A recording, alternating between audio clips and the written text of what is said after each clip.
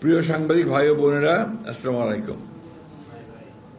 বাংলাদেশ টেলিযোগাযোগ নিয়ন্ত্রণ commission BTRC সাম্প্রতিক ড্রাফট টেলিকম নেটওয়ার্ক ও লাইসেন্সিং রিফর্ম পলিসি 2025 উদ্যোগে বিষয়টি বাংলাদেশ জাতীয় দল বিএনপির দৃষ্টিগোচর হয়েছে। এই উদ্যোগ প্রশংসনীয় হলেও আমরা এই মুহূর্তে এই ধরনের একটা জাতীয় গুরুত্বপূর্ণ ক্ষেত্রে তড়িঘড়ি করে সিদ্ধান্ত গ্রহণ করার বিষয়ে আমাদের উদ্বেগ প্রকাশ করছি। এই নীতির উদ্দেশ্য হল লাইসেন্সিং পদ্ধতি সহজ করা, প্রযুক্তিগত অগ্রগতি উৎসাহিত করা, গ্রামীণ জনগণের ডিজিটাল অন্তর্ভুক্তি বাড়ানো, যা অবশ্যই ইতিবাচক একটি বিষয়।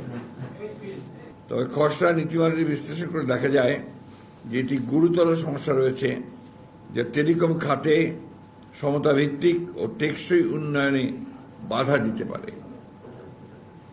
বিএনপি গঠনমূলক মনোভাব নিয়ে এই খসড়ার সম্ভাব্য দুর্বলতা, অস্পষ্টতা এবং বড় মোবাইল অপারেটরদের পক্ষে অধিক সুবিধা পাওয়ার কিছু ধারা তুলে ধরেছে, যা ছোট ও মাঝারি ব্যবসা প্রতিষ্ঠান এবং স্থানীয় উদ্যোক্তাদের ক্ষতিগ্রস্ত করতে পারে। আমরা সরকারকে জানাই, এই মূল গুরুত্বপূর্ণ নীতি বাস্তবায়নের আগে তারা যেন পূর্ণাঙ্গ আর্থিক ও সামাজিক প্রভাব বিশ্লেষণ এবং সংশ্লিষ্ট সব পক্ষের এসএমই বিশেষজ্ঞ ভোক্তা সংগঠনের সঙ্গে অংশগ্রহণমূলক আলোচনা করার পর নীতিমালা চূড়ান্ত করেন। বিশেষ করে সামনে জাতীয় নির্বাচনকে সামনে রেখে বিবেচনায় রেখে এই ধরনের একটি জাতীয় গুরুত্বপূর্ণ নীতিমালা এ সময়ে একতরফাভাবে প্রণয়ন করা সমীচীন হবে না বলে বিএনপি বিশ্বাস করে। সম্ভাব্য সমস্যা ও চ্যালেঞ্জ: বাজারে একচেটিয়া আধিপত্যের ঝুঁকি। একাধিক সেবা খাতে মালিকানা রাখার নিষেধাজ্ঞা তুলে নিলে বড় মোবাইল অপারেটররা একাধিক খাতে একচেটিয়া নিয়ন্ত্রণ প্রতিষ্ঠা করতে পারবে। এতে প্রতিযোগিতা কমে যাবে, ছোট প্রতিষ্ঠানগুলো পিছিয়ে পড়বে। এসএমইদের আর্থিক সংকটে পড়ার আশঙ্কা দেখা দেবে। ডিরেগুলেশনের নিয়ন্ত্রণ শিথিল পরে এসএমই, বিশেষ করে স্থানীয় আইএসপি বা ছোট টেলিকম অপারেটরদের সম্পদ ও দায়বদ্ধতা নিয়ে সুস্পষ্ট দিক নির্দেশনা না থাকায় তারা বড় ধরনের আর্থিক সংকটে পড়তে পারে। বিদেশি মালিকানার অনির্দিষ্ট সময়সীমা: বিদেশি বিনিয়োগকারীদের জন্য মালিকানার সীমা নিয়ে অস্পষ্টতা আছে, যা বিনিয়োগ নিরুৎসাহিত করতে পারে এবং খাতের স্থিতিশীলতা বিঘ্নিত করতে পারে। 2.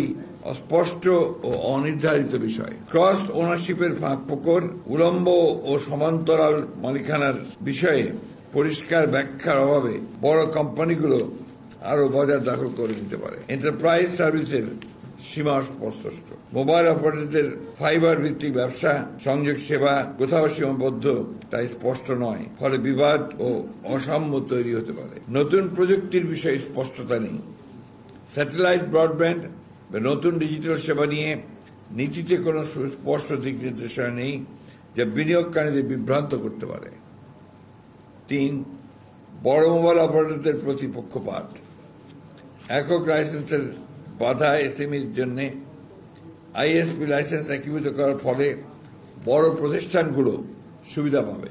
এএনএসপি লাইসেন্সে স্পেকট্রামের উপর নির্ভরতা বড় কোম্পানিগুলোকে এগিয়ে রাখবে।